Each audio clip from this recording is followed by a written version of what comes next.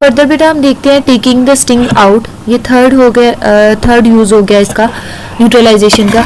इसमें क्या होता है बेटा, बेसिकली आप लोग नॉर्मली आपके घर में वेस्प होती है, ठीक है, वेस्प जो येलो कलर की जो बीड सी होती है, ठीक है।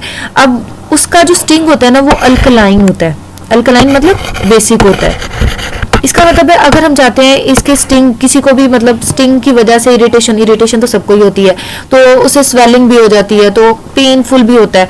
तो हम इस चीज को अवॉइड करना चाहते हैं, इससे बचना चाहते हैं, तो हमें चाहिए कि हमें कोई एसिड इसके ऊपर डाल दें। एसिड क्या आप पकड़ के तो मतलब तेजाब ही इसके ऊपर डाल दोगे, ऐसा नहीं है बेटा। हमारे घर में जो विनेगर है ये एसिडिक एसिड है। आपने पीछे एक टेबल पढ़ा था उसमें भी लिखा हुआ था विनेगर एसिडिक एसिड है, एक वीक एसिड है, ठीक है।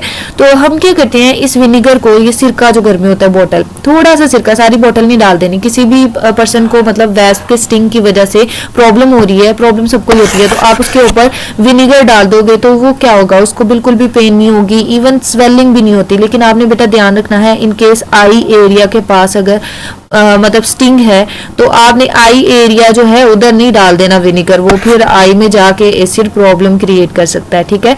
तो आपके पास ये बहुत अच्छा सोल्यूशन हो गया कि कभी भी किसी को भीड़ ने काट लिया है तो आप उसके ऊपर क्या डाल दो, विनेगर यानी कि सिरका डाल दो, जिसकी वजह से वो बिल्कुल मतलब कंफर्टेबल हो जाएगा, उसे कोई भी पेनफुल जो मतलब पेन फील हो रही है वो भी फील नहीं होगी। उसके बाद बेटा दूसरी साइड पे आ जाता है बी का स्टिंग। अब जब भी बी जो है वो काटेगी तो आपने क्या करना है, तो आपने विनेगर बिल्कुल यूज नहीं करना। क्यों नहीं यूज करना, क्योंकि बेटा बी का स्टिंग जो है वो एसिडिक है।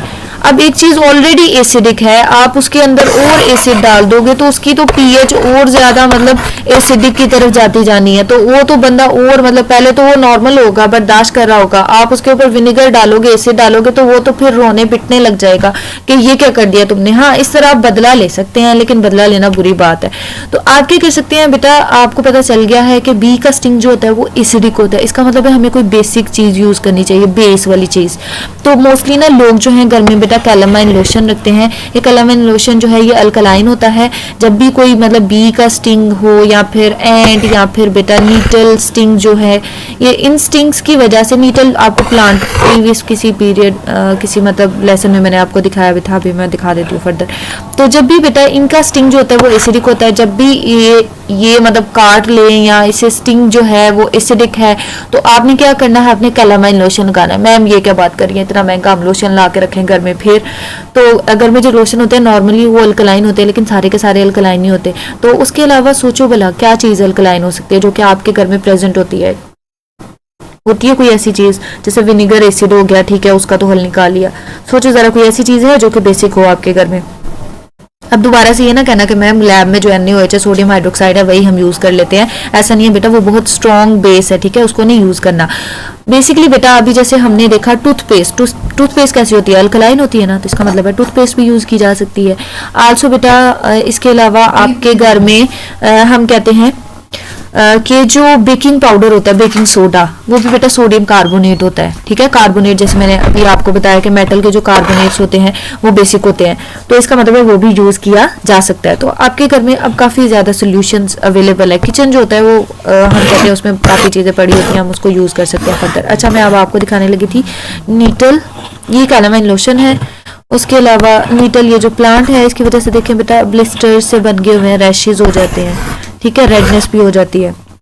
उसके बाद फर्दर बेटा टेस्ट योरसेल्फ है।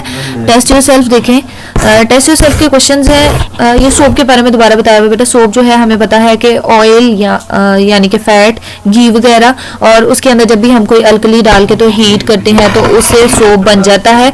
और जो सोप है उसमें जो हम बेटा अल्कली यूज कर रहे हैं वो सोडियम हाइड्रोक्साइड भी हो सकती है, पोटेशियम हाइड्रोक्साइड भी हो सकती है।